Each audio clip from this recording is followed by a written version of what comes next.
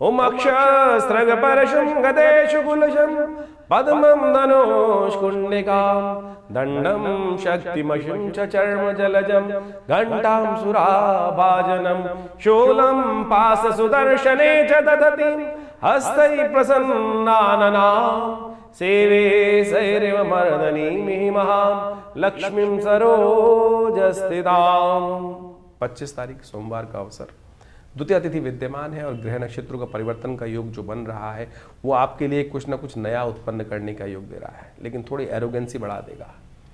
ऐसा स्थिति कर देगा जो मैं कह रहा हूँ वही ठीक है, बाकी सब गलत है, अरे नहीं ऐसे ही करो, बस यहीं अकेला चना बाहर नहीं बूझता, ये बात आपको ध्यान रख लेना, नहीं तो फंस जाओगे। लोग आपको कहेंगे एरोगेंट है और फिर कहीं ना कहीं आपके सिद्धांत आपको न नुकसान दे देंगे। लेकिन ऐसे में ग्रह योग बन रहे हैं कि बहुत सारे लोग आपको लाभ देने की स्थिति बनाएंगे। संपर्क से लाभ लेने का आपको प्रयास करना चाहिए। झगड़ा मत कीजिएगा। घर परिवार में चीज़ें जो हैं, जो आपसे प्यार करते हैं, उनके प्यार को समझने का आपको प्रयास करना चाहिए। थोड़े से इमोशनल, आप थोड़े से एरोगेंट होते जा रहे हैं इस समय ग्रह योग दिखा रहे हैं, वो एरोगेंसी त्यागने का प्रयास करें, हनुमान जी का पाठ करें तो आपके लिए अच्छा रहेगा। मंगल इस वक्त थोड़ा नेगेटिव भाव में चल रहा है क्योंकि शनि से सामने दृष्ट है, शनि ने सब बिगाड़ रखा है। हनुमान जी का सहारा लीजिए, सब अच्छा होगा। हनुमान जी का पाठ करें।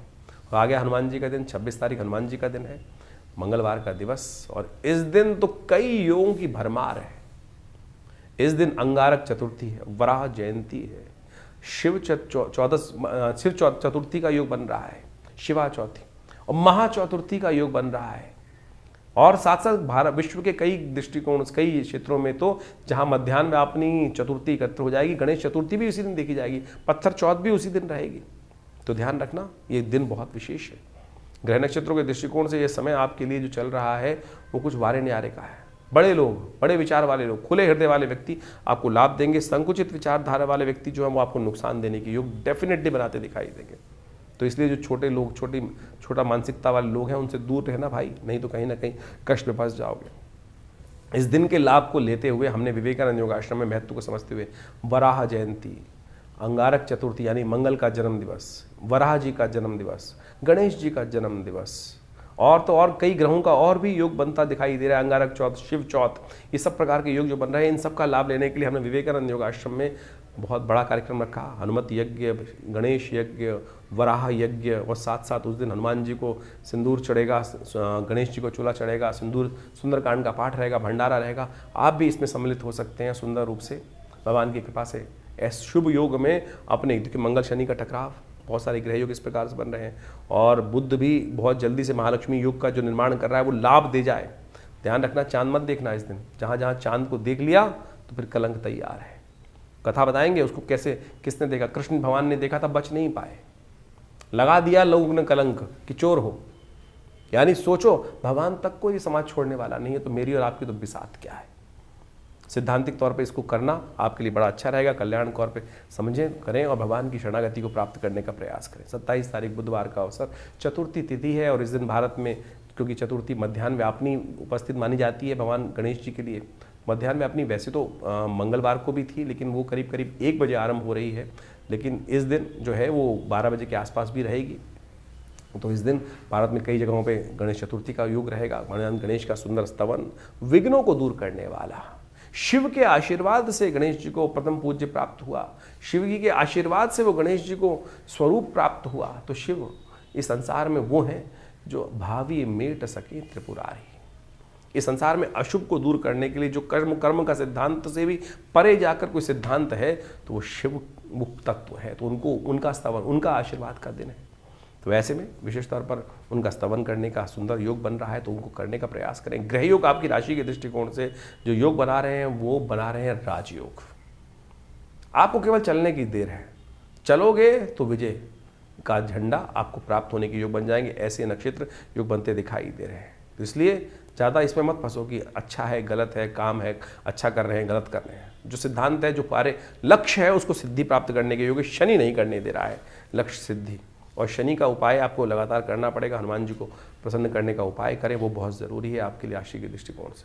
कैसे करें गणेश जी का स्तवन, कैसे करें इस दिन से लाभ, ये सारे सिद्धांतों को हम समझाते हैं आपको। भारतीय संस्कृति में हर रोज़ एक नया त्यौहार होता है और उन कथाओं के पीछे पीछे, उन अवतारों के पीछे पीछे बड़े रहस्य की बातें छुपी हुई होती हैं, हमारे जीवन पे जो बड़ा व्यापक प्रभाव डालती हैं। गणेश चतुर्थी के दिन भगवान गणेश का प्रादुर्भाव हुआ और भगवान गणेश के प्रादुर्भाव के साथ साथ समस्त संसार में उनको आशीर्वाद मिला कि जीवन के विघ्नों को दूर करने के लिए, रिद्धि सिद्धि प्राप्त करने के लिए गणेश जी सबसे पहले प्रथम पूज्य माने गए। और प्रथम पूज्य के साथ साथ उनकी जो ख्याति थी पूरे संसार में फैली। और कहा जाता है कि गणेश जी की जो आकृति थी जिस प्रकार की, उसको देखकर चंद्रमा एक बार उनका उपहास करने के लिए उद्धृत हुए। चंद्रमा उनके स्वरूप को देखकर जब हंसे तो कहा जाता है चंद्रमा को कलंक लगा। श्री गणेश के श्राप का उनको भागी बनना पड़ा।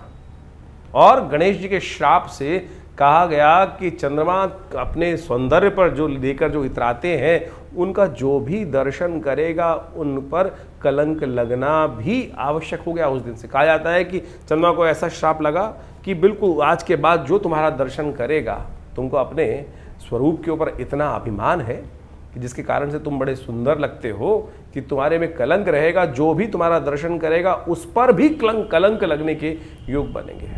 तब कहा जाता है चंद्रमा बड़े शोक भाव से भगवान के समक्ष उपस्थित हुए, बड़ी क्षमा मांगी। तब जाकर श्री गणेश ने उस पूरे जीवन पर्यंत के कलंक को, श्राप को केवल एक दिन पर बांध दिया। तो भाद्रपद मास की शुक्ल पक्ष की गणेश चतुर्थी जिस दिन होती है, गणेश जी का जन्मोत्सव जिस दिन होता है, जिस दिन ये घटना घटी थी, उसी दिन तक के लिए कुछ देर के लिए चंद्रमा बाहर निकलते हैं शाम के समय पर, थोड़ी देर के लिए। और वो बड़े सुंदर चंद्रमा होते हैं उस दिन जब निकलते हैं। उनकी आभा बड़ी दिव्य होती है, लेकिन वो आभा ऐसी होती है कि उस दिन जिसकी नजर चंद्रमा पर पड़ गई, उनके जीवन में वो कलंक लगना निश्चय हो जाता है कि वो कलंक लगेगा ही लगेगा। और जो उनका दर्शन कर लेता है, तो उस दिन भगवान कृष्ण तक ने एक बार उस चंद्र के दर्शन कर लिए थे। चौथ के चांद का दर्शन कहा जाता है कि बिल्कुल नहीं करना चाहिए। रामायण के अंदर भी इस भाव को रखा गया है कि बुद्धिमान व्यक्ति जो होते हैं इस बात को मानते हैं कि चौथ के चांद को नहीं दर्शन करते हैं, चौथ के चांद को दर्शन कर लेने से कलंक लग जाता है। तो इसलिए बुद्धिमान व्यक्तियों को इस बात का ध्यान रखना चाहिए। लेकिन गलती से मत्थे लग गया चंद्रमा। हम घर से बाहर निकलते हैं, कई बार सामने देखते हैं चंद्रमा निकले हुए हैं, बड़े सुंदर लग रहे हैं, और ध्यान रहा नहीं चतुर्थी है तो जिस दिन, और निश्चित मान लीजिए कलंक लगना निश्चित हो गया। भगवान कृष्ण ने भी गलती से चंद्रमा के उस दिन दर्शन एक बार कर लिए। कहा जाता है कि उनके ऊपर भी कलंक लगा सम्यंतक मणि चुराने का। कहा जाता है कथा के दृष्टिकोण से द्वारकापुरी में सत्राजीत नाम का एक उनका भाई था, और वो साधना करता था, नित्यपति भगवान सूर्य की उपासना करता था। भगवान सूर्य की उपासना कर कर भगवान सूर्य को प्रसन्न किया और वो सम्यंतक मणि भगवान से प्राप्त करी। और कहा जाता है उस मणि का इतना प्रादुर्भाव था, इतना चमत्कार था कि वो नित्यपति स्वर्ण को देती थी, और उस स्वर्ण को जिस प्रकार से प्राप्त होता था, जिसके पास भी वो मणि रहेगी वो स्वर्ण ही स्वर्ण में खेलता था। तो वो नित्यपति इस भाव को रखता था। लोगों ने कहा सत्राजीत को कि ये मणि तेरे लायक नहीं है, तुमको भगवान कृष्ण को दे देनी चाहिए, जिससे समाज के सुंदर कार्य हो सके, समाज में सुंदर लोगों की सहायता हो सके। लेकिन सत्राजीत अभिमान ग्रसित था। तो सत्राजीत ने उस जब सम्यंतक मणि को भगवान सूर्य से प्राप्त कर लिया, तो कहा जाता है कि वो 8 पैर सोने को का निर्माण करती थी। लोगों ने कहा भगवान कृष्ण को ये मणि दे देनी चाहिए, तेरे लायक नहीं है। लेकिन वो अभिमान ग्रसित था, साधना से प्राप्त करी हुई उस निधि को कैसे किसी और को दे दे। उसने वो मणि जो थी अपने भाई प्रसेन एक दिन वो मणि पहनकर जंगल में चला गया। और जब वो प्रसेन जंगल में चला गया तो कहा जाता है कि वहाँ उसका युद्ध जामवंत से हुआ। जामवंत से युद्ध होने के बाद प्रसेन को जामवंत ने मार दिया। और जामवंत ने जब प्रसेन को मार दिया तो सत्राजीत वहाँ पहले से ही इस बात से भाव था उसको कि भगवान कृष्ण इस मणि को प्राप्त करना चाहते हैं, जबकि भगवान की कोई इच्छा नहीं थी। वो समाज की बात कर रहे थे। समाज में बहुत सारे लोगों ने इस बात को रखा था कि सत्राजीत ये मणि तेरे स्वरूप के अनुसार से नहीं है, इसको भगवान कृष्ण के पास ही होनी चाहिए। इस भाव को मन में रखकर, क्योंकि वो देव योग से घटना घट चुकी थी कि भगवान ने चंद्र का दर्शन कर लिया था, कलंक उन पर लगना था, और वो कलंक लग गया। सब पूरे राज्य के अंदर इस बात को सत्राजीत ने आक्षेप किया भगवान, क्योंकि भगवान ने चुरा ली मेरी मणि। तो कहा जाता है कि भगवान इस आरोप से मुक्त होने के लिए जिस प्रकार से उनके चरणों को देखते हुए, प्रसेन के चरणों को देखते हुए जंगल में गए, जंगल में जाके देखा कि वो चरण जो है एक गुफा की तरफ जा रहे हैं और उस गुफा से एक प्रकाश सा बाहर निकल रहा है। भगवान ने जाके देखा कि उस प्रकाश के मणि से भालू के रीछ के कुछ बच्चे खेल रहे हैं, और जब रीछ के बच्चे खेल रहे हैं तो भगवान ने उसको प्राप्त की। तो वहां जामवंत पीछे आए, और जामवंत जब आए तो भगवान के साथ उनका युद्ध हुआ। इससे पहले पूर्व में कथा आती है शास्त्र के दृष्टिकोण से। जामवंत कौन है? जो भगवान राम के समय थे। भगवान राम जब इस धरा से गए तो अपने साथ जितने भी अनुयायी थे, जितने भी उनके भक्त थे, सबको ले गए। जामवंत भी उनके एक भक्त थे, लेकिन वो भगवान के साथ नहीं गए। कहा जाता है इस संसार में कोई भी एक मनुष्य जब तक मन में रहे तब तक इसे निवृत्ति मोक्ष नहीं हो सकता। भगवान के साथ जाने का मतलब मोक्ष को प्राप्त करना था। जामवंत के मन में इच्छा थी कि कहीं ना कहीं भगवान के समक्ष रखी थी कि भगवान के साथ वो अपने शौर्य को प्रदर्शन करने के लिए युद्ध करना चाहते थे। तो भगवान ने कहा, एक तो जामवंत जी आप बहुत बूढ़े हैं, फिर आपने हमारी सहायता करी है, तो हम आपके साथ तो इस जन्म में तो युद्ध कर नहीं सकते। तो इसी कारण से कहा जाता है कि वो इतने लाख वर्ष इसी धरा पे रहे, और जब फिर भगवान कृष्ण का अवतरण हुआ तब भगवान कृष्ण के साथ उनका युद्ध हुआ, और युद्ध में 21 दिन तक लगातार युद्ध होने के बाद वो युद्ध में कहा जाता है कि जामवंत हारे, और वहां से भगवान ने मणि भी प्राप्त करी और जामवती को भी प्राप्त किया, और उन दोनों को लेकर पुनः द्वारका पधारे और वो सत्राजीत को वापस करी और पूरी कथा सुनाई। कहा जाता है इस कथा को सुन लेने से वो जो कलंक होता है वो नहीं लगता है। तो इस बात को हमें ध्यान रखें। इसके साथ एक और बात बता देते हैं हम आपको, इस कथा के साथ साथ समझ लेनी चाहिए कि इससे पहले जो दूज का चांद निकलता है, जो इसी मास में शुक्ल पक्ष का आरंभ जब होता है उस दिन दूज के दिन भी चांद निकलता है। कहा जाता है इसीलिए भारतीय संस्कृति में परंपरा बनी कि दूज का चांद अवश्य देखना चाहिए।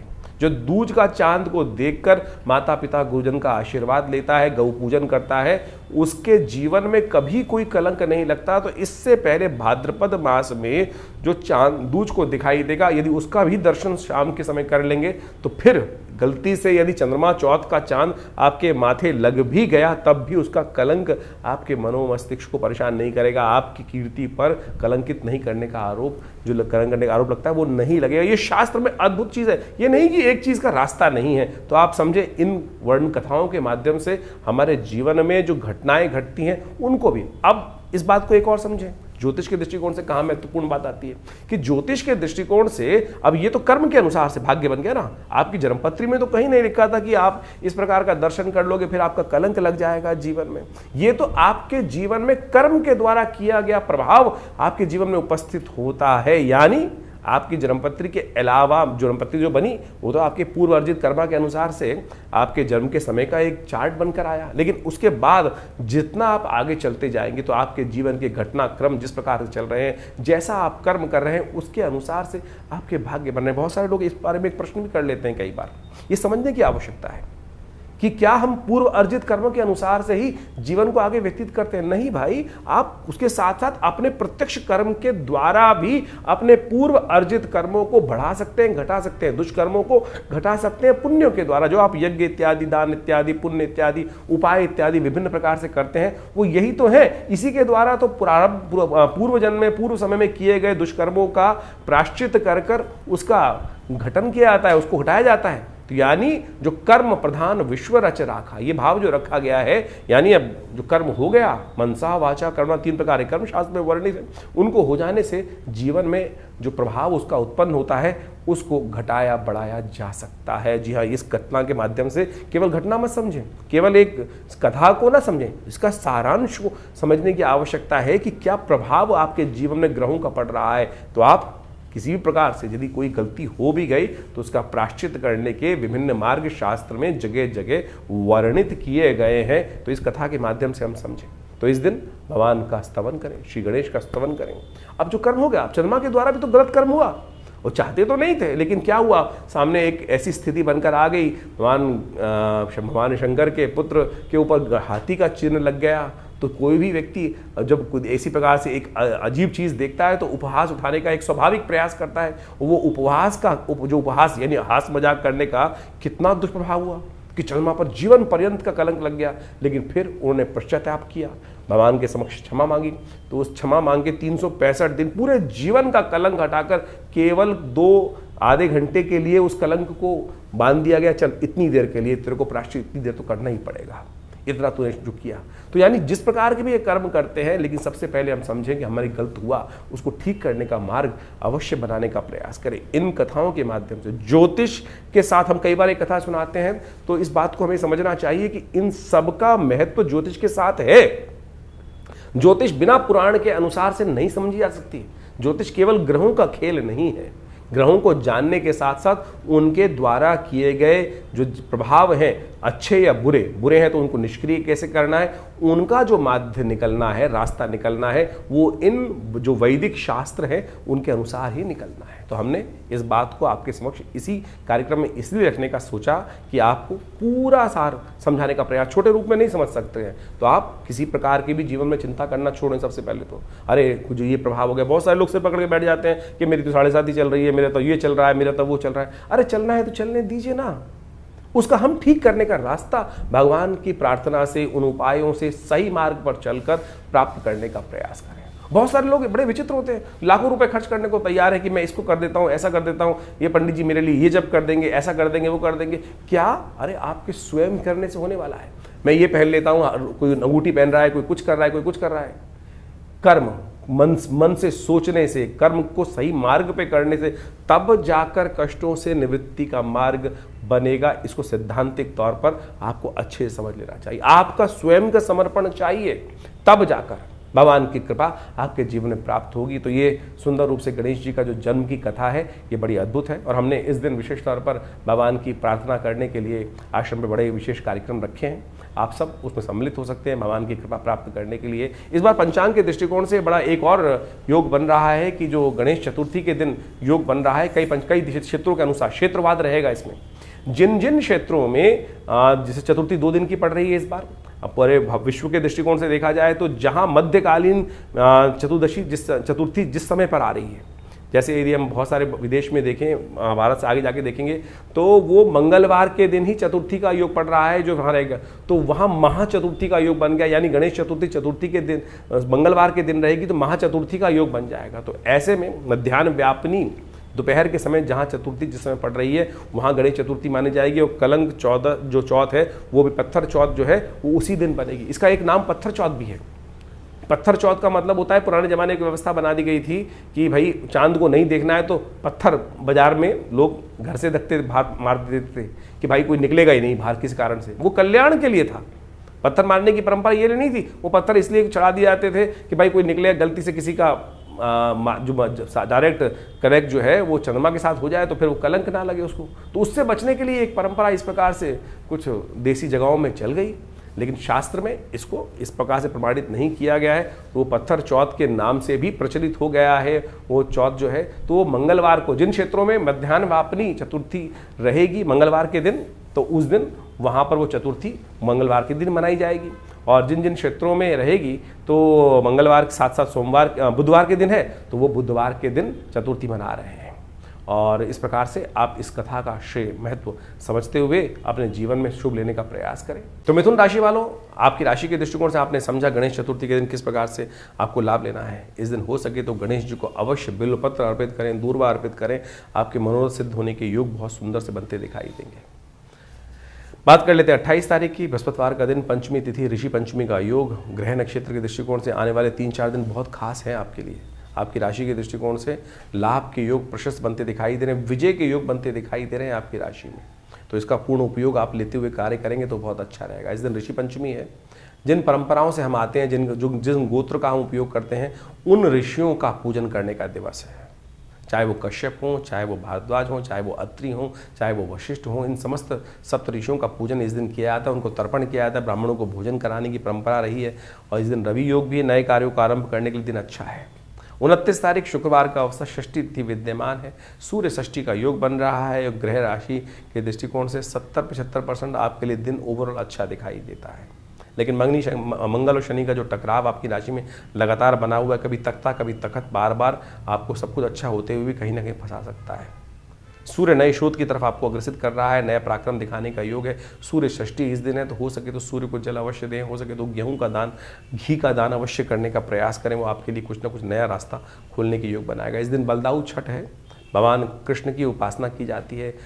हल्दी मिले दही से भगवान को स्नान कराया जाता है, उसका आशीर्वाद लेते हुए अपने शरीर पर उसको मर्दन करना चाहिए। आयुर्वेदिक दृष्टिकोण से बड़ा सुंदर योग बनाता है। स्किन की बहुत सारी बीमारियों को ठीक करने के लिए ये जो भगवान का स्नान करा हुआ जल जो होता है, जो जिसमें हल्दी और दही मिला हो, उसको अपने शरीर पर उपयोग कर लेने से कोई भी मेडिसिन से ज़्यादा काम ये औषधि कर देगी आपकी राशि के दृष्टिकोण से। 30 तारीख का दिन शनिवार का अवसर, सप्तमी तिथि विद्यमान है और इस दिन चंद्र हो जाएंगे नीच के, और ये आपकी राशि के दृष्टिकोण से कहीं ना कहीं इमोशनल पॉइंट ऑफ व्यू से आपको थोड़ा कष्ट देने के योग बना सकते हैं।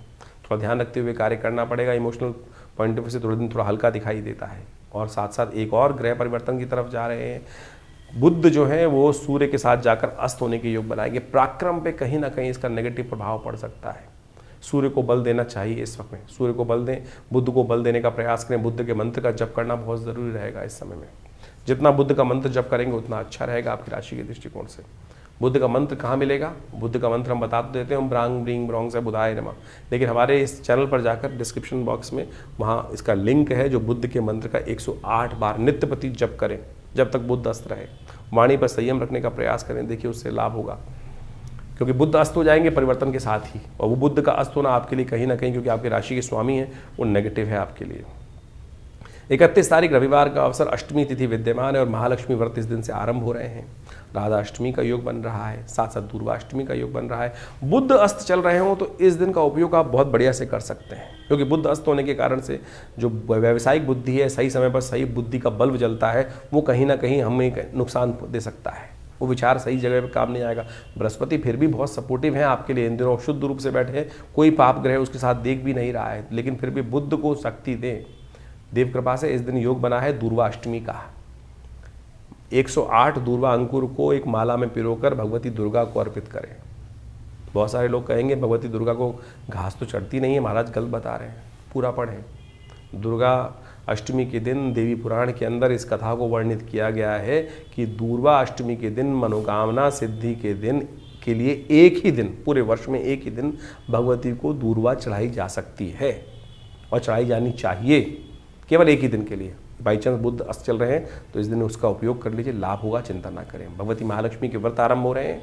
शास्त्र के दृष्टिकोण से शास्त्र मत को समझते हुए कार्य करना चाहिए। बहुत सारे लोग केवल कुछ ना कुछ व्यावसायिक दृष्टिकोण से चीज़ों को बताते रहते हैं, पता नहीं कौन कौन से टोटके आपके समक्ष उपस्थित करते हैं। हम हर चीज़ को शास्त्र प्रमाणित दृष्टिकोण से आपके समक्ष रखने का प्रयास कर रहे हैं। महालक्ष्मी व्रत कैसे चमत्कार उपस्थित करेंगे? वर्षों से लोग करते आए हैं और बहुत सारे लोगों की मनोकामना उन सिद्धांतों के द्वारा पूरी भी हुई है, क्योंकि विधि को सही रूप से श्रद्धा भाव से उन्होंने अपनाया। लेकिन कई लोग परिपाटी को सही समझते नहीं हैं और केवल कमल का पुष्प अर्पित करके, कमल के गट्टे की माला अर्पित करके, धूप दीप नैवेद्य अर्पित करके कह रहे थे हमने पूजन कर लिया, अनुष्ठान कर लिया। ना, अनुष्ठान नहीं हुआ। कैसे होगा? महालक्ष्मी की कौन सा सिद्धांत किस प्रकार से करना है, कौन से वो मंत्र हैं, कैसे किए जाने चाहिए, वो संपूर्ण रूप से हम आपके समक्ष बताने जा रहे हैं। समझ लीजिए ये महालक्ष्मी का व्रत किस्मत जगा देगा यदि आपने कर लिया तो अभी आपने नित्यप्रति राशि का फल समझने का प्रयास किया, और अब आप समझें कि सबसे महत्वपूर्ण जो इस पूरे के पूरे अगस्त के अंदर एक तिथि पड़ रही है वो है महालक्ष्मी व्रत की। इस संसार में समस्त कार्य करने के लिए महालक्ष्मी कृपा चाहिए, और महालक्ष्मी को प्रसन्न करने के रास्ते शास्त्र में अनेक विद्यमान हैं। लोग परंपरागत महालक्ष्मी के व्रत रखते ही हैं, लेकिन महालक्ष्मी के व्रत किस प्रकार से किए जाएं, शास्त्र में उसके ऊपर अनेक कथानक, अनेक जो प्रकार हैं, उनकी पूजाओं की पद्धतियां हैं, वो विकसित की गई हैं। लेकिन सबसे ज़्यादा महत्वपूर्ण जो है वो है महालक्ष्मी को प्रसन्न करने के ये महालक्ष्मी के जो व्रत हैं विशेष तौर पर। लेकिन व्रत किस प्रकार से किया जाए, इसको हमको समझने की आवश्यकता है।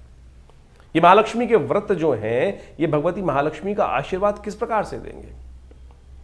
शास्त्र में अनेक प्रकार की कथाएं और अनेक अनेक उपनिषदों में, पुराणों में उनको बहुत महत्वपूर्ण तरीके से स्थान दिया गया है। कहा जाता है कि एक बार महर्षि भृगु भ्रमण करते करते उनकी इच्छा मन में आई कि भगवान के दर्शन किए जाएं।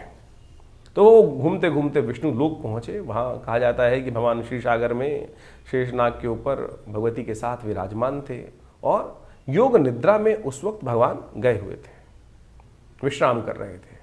महाराज भृगु जब पहुंचते हैं, महर्षि भृगु वहां पर, तो भगवान योग निद्रा में होने के कारण से उठते नहीं हैं। तो भृगु को बड़ा विचित्र लगता है, पता नहीं किस कारणवश उन्होंने अपना जो चरण था वो भगवान विष्णु की छाती पर रख दिया और कहा कि आपका भक्त यहां आया और आप प्रभु आप विश्राम में हैं। कहा जाता है कि भगवान तत्काल उठे और उन्होंने भृगु को प्रणाम किया और कहा कि महाराज आप आए और मैं विश्राम में रहा। लेकिन जिस प्रकार से उन्होंने चरण से भगवान विष्णु के वक्षस्थल पर आघात किया, कहा जाता है महालक्ष्मी वहीं बैठी हुई रुष्ट हुई थी। जो रुष्ट हुई तो उन्होंने महाराज भृगु को श्राप दिया कि आज के बाद हम किसी भी प्रकार से जो आप लोगों के पास नहीं आएंगे। भृगु महाराज ने भी बड़े उत्कृष्ट प्रकार के विद्वान ऋषि रहे और उन्होंने वर्णन, शास्त्र में वर्णन मिलता है कि उन्होंने भगवती के सामने अनुनय विनय के साथ एक प्रार्थना करी कि भगवती, ये मेरा भगवान का एक निजी संवाद था, भक्त हूँ और भक्त की विशेष तौर पर एक भगवान के साथ अपने दास की, अपने स्वामी के साथ एक बड़ी तारतम्यता होती है, एक घनिष्ठ प्रेमता होती है। और भगवान ने कुछ नहीं कहा, लेकिन आपने श्राप दिया, मैं उसको स्वीकार करता हूं, लेकिन ऐसे मंत्र बनाता हूं। महर्षि भृगु के द्वारा बनाए गए श्री विद्या के अंतर्गत आए श्री सूक्त का निर्माण उन्होंने उस कथानक के बाद किया और कहा कि जो मैं क्या, ऋषि क्या, कोई भी वर्ण का व्यक्ति संसार में इन मंत्रों को जप करेगा, उनके द्वारा यज्ञ करेगा, इस पद्धति के द्वारा कार्य करेगा, तो मां भगवती आपको उस दास पर कृपा करनी ही पड़ेगी। और उनके द्वारा बनाए गए वो मंत्र विशेष तौर पर कहा जाता है महालक्ष्मी सूक्त के रूप में उपस्थित है। ऋग्वेद में आए हुए उपनिषद के अंतर्गत, ऋग्वेद उपनिषद के अंतर्गत आए हुए महालक्ष्मी सूक्त के अंदर इन मंत्रों का वर्णन मिलता है। और सत्य माने हमने इसके ऊपर बहुत शोध किया।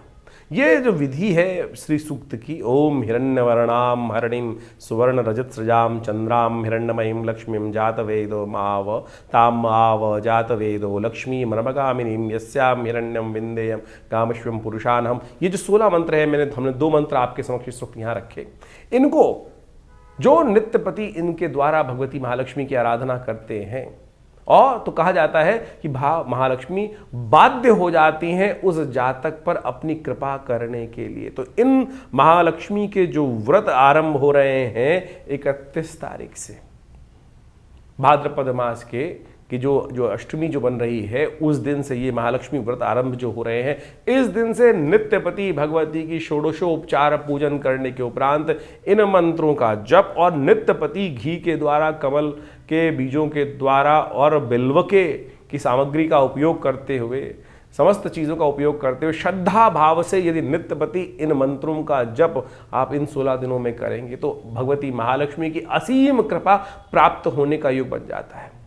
बाह्य तौर पर बहुत सारे लोग व्रत करते हैं, लेकिन बाह्य रूप से उनकी पूजा कर लेते हैं, प्रार्थना कर लेते हैं, उनका पूजन कर लेते हैं, और वो तो पूजा हुई, व्रत कहाँ हुआ, जो उनके समर्पण भाव हुआ। लेकिन जो मूल कारण है, जो है कृपा प्राप्ति करने का जो सिद्धांत है, फिनोमिना क्या है, वो पद्धति क्या है, वो ये श्री सूक्त का जप है, श्री सूक्त का यज्ञ है। यदि इन श्री सूक्त के मंत्रों का नित्यपति यज्ञ कर दे, हमारे इस चैनल के ऊपर आप डिस्क्रिप्शन में जाकर उन मंत्रों को देख सकते हैं। हमने उसका पूरा यज्ञ अपने इस चैनल पर रखा है, डाला है, और ज़्यादा से ज़्यादा 1.5 मिनट में वो 16 मंत्र पूरे हो जाते हैं। और नित्यपति यदि उनका 108 बार श्रवण, उसका स्तवन आप करना शुरू कर दें तो भगवती महालक्ष्मी की कृपा प्राप्त करने का, जो चाहो जैसा चाहो वैसा होने के योग, चमत्कार एक नहीं हजारों बार हमने देखा। हम भी संसार में रहते हैं और जो व्यवस्था अब चलती है, भगवती कृपा से अद्भुत रूप से वो कृपा प्राप्ति के योग बन सकते हैं। तो आप कैसे भी जीवन में दुर्भाग्य के योग बने हुए हो और ग्रहों का अशुभ प्रभाव हो, वो मंत्र वो शक्ति है कि मंत्र जो है वो देवताओं को बाध्य कर देते हैं आप पर कृपा करने के लिए, ग्रहों के दुष्प्रभाव को एक तरफ कर देते हैं। यदि इन शास्त्रोक्त विधि के अनुसार से, हमारी भारतीय संस्कृति ऐसी चमत्कारिक संस्कृति है कि जो योग साथ साथ क्या है कि जो बिल्कुल पद्धतिबद्ध युक्त है कि अगर आप पूर्ण इस श्रद्धा के अनुसार से, विश्वास के अनुसार से इस मार्ग पर चलोगे तो उस गंतव्य के निष्कर्ष पर, अंतिम लक्ष्य को प्राप्त करने का रास्ता बनेगा ही, उसमें कोई दो राय हो ही नहीं सकती हैं। तो ये मंत्र विज्ञान का चमत्कार है जो हमने आज इस कथा के माध्यम से आपके समक्ष रखा है। तो इस भाद्रपद मास के जो महालक्ष्मी के व्रत आरंभ हो रहे हैं, इसमें इन 16 दिनों में नित्य प्रति, हमने विवेकानंद योगाश्रम में इसके लिए पूरा नित्य प्रति यज्ञ रखा है और पूर्ण विधि के अनुसार से भगवती महालक्ष्मी के ये अनुष्ठान को किया जा रहा है। आप भी उसमें अपना भाग ले सकते हैं। पूरी व्यवस्था जानने के लिए हमारे जो आश्रम के नंबर्स हैं उन पर संपर्क साध सकते हैं। आपके कैसे भी ग्रह योग हो, कोई बड़ा का कार्य हो, हमने जितनी बार भी, जिसके लिए भी, जब भी, अपने लिए भी, जैसे जब आवश्यकता के अनुसार से करते हैं तो भगवती के ये मंत्र चमत्कार दिखाते हैं। और ये बाण वो बाण है कि लक्ष्य भेद कर ही आता है और लक्ष्य की पूर्ति की तरफ ही काम करता है। तो बड़ी श्रद्धा के साथ आप इन महालक्ष्मी व्रतों को करें, श्रद्धा के साथ इन तरफ चलें। हमारा विश्वास है कि भगवती कृपा से आपके अद्भुत मनोकामना सिद्धि के योग अवश्य बनेंगे। तो इस कार्यक्रम में हमने आपके समक्ष समस्त राशि का प्रभाव उपस्थित किया। तो आप इस पर चलकर, इन मंत्रों को जानकर, इस विधि को जानकर अपने जीवन में कल्याण का मार्ग प्रशस्त करें। धन्यवाद।